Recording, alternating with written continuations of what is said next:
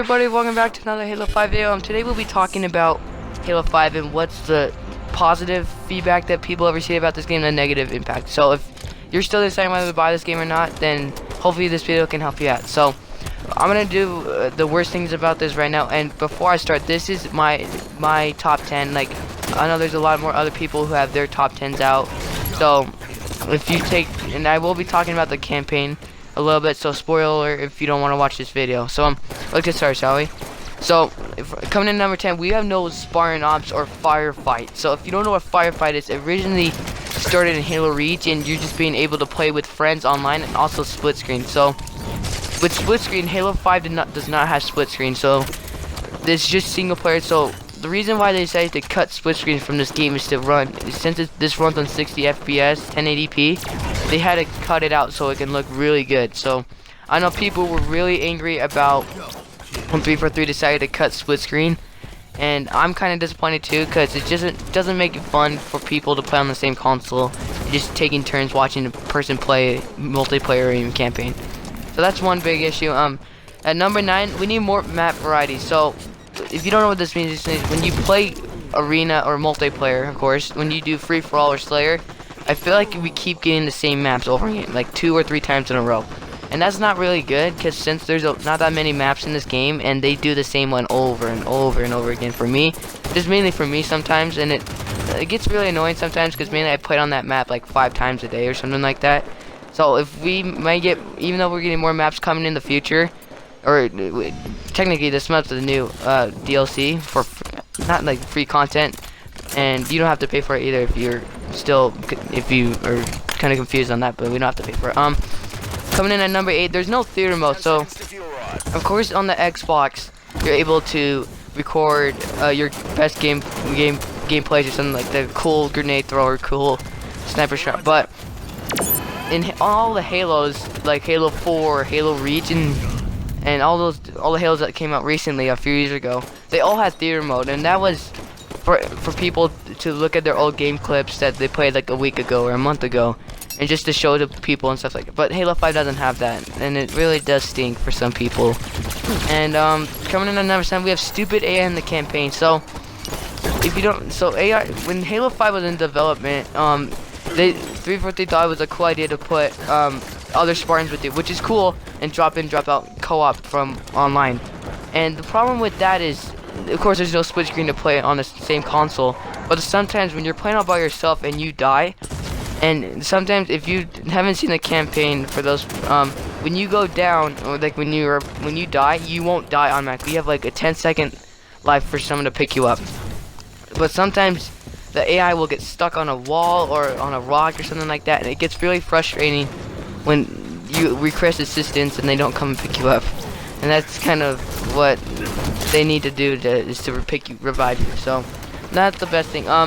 Number 6. So this is a spoiler. If you don't want to hear about this, please click away. And I don't want to get any angry comments yelled at me and stuff like that. But we're talking about the same bosses in the campaign, and I didn't mean to say bosses, but the same boss. So you face Warden Eternal once, and then you face him again and again and again, and at the last part you face him 3 times in a row, and that's really frustrating. And like, we've had bosses, I think it was fun to face him, but if we face him over and over and over again, that gets a little bit more repetitive, and it's not the best thing in the world. Like, I enjoyed the campaign. I think it was a really good campaign, but fighting Warden Eternal, like 3 of the Warden Eternals in the last mission was kind of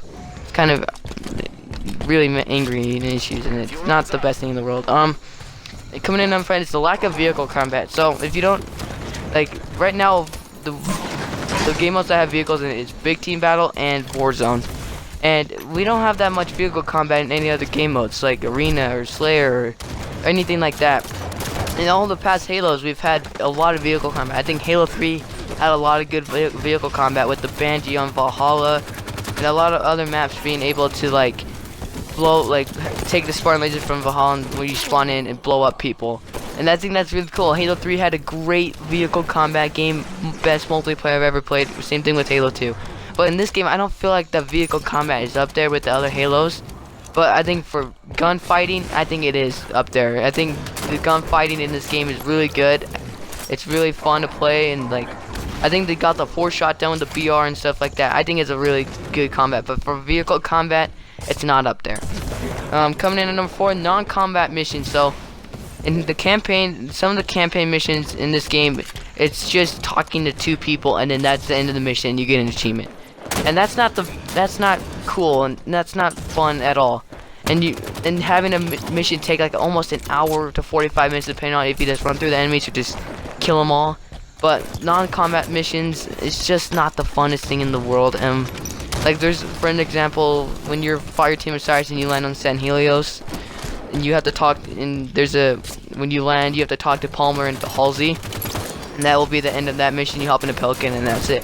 I think that's really dumb. We've had some better Halo missions than non-combat missions. Like, the best Halo 2 mission that I can think of right now is the one when you're on the bridge and you in the Scorpion tank and you blow up vehicles and you go all the way into the tunnel or something like that. I think that was really good. But this Halo, I don't feel like this Halo has like the best campaign, mainly because of the non-combat ones. And coming in at number 3, another spoiler one. There's not a lack of Master Chief levels, and we only got to play as Master Chief 3 or 4 times, and the rest of the missions you played as Locke.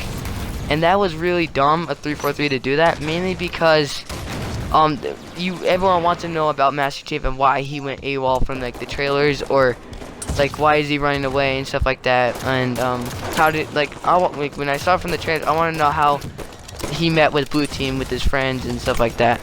And that's the problem with the campaign in this game. We don't get that. We don't get the backstory of how Fireteam Osiris came together. We don't get how Master Chief came together with his friends. Like the end of Halo 4, we saw him taking off his armor and stuff like that. Like, how did he get back his armor and stuff like that? That's what I really want to know. But I guess 343 didn't want to show that. Coming in at number 2, we need more multiplayer game modes. Like, right now we only have like 5 or 6 game modes, and that's not really good for things for Halo. Like, in the past Halo games, we've had more multiplayer game modes, like Capture the Flag, Game of the Hill, Oddball, Infection, Axe and Sack. That's what I wanted to see from this game, but they haven't delivered it yet. And lastly, we need more rec packs. I know we've got more that came like a few weeks ago, which is awesome, but I want to see like end game rewards. Like, we don't earn that like rewards. Like, after we finish the game, like, you didn't get any rewards whatsoever. All you got was XP, of course. And then but what happens if, like, at the end of, if you're on top and you have like the best score out of anyone throughout the whole lobby, you probably got like a boost or something, or an armor piece, or like a rare, ultra rare armor piece. But this is just my opinion, guys. But I hope you guys enjoyed this video. Please like, favorite, and subscribe. And before I go, tomorrow I will have the what I agree that Halo did right on.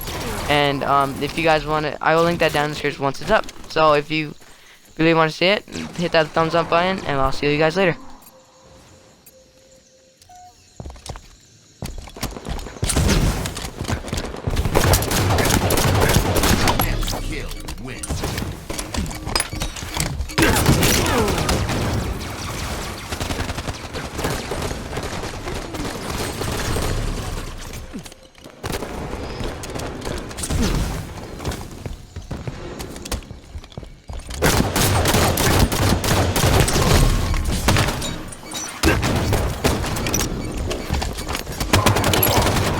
Game over.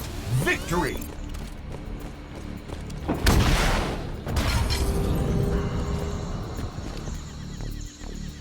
Top 10 or list or thing about Halo that's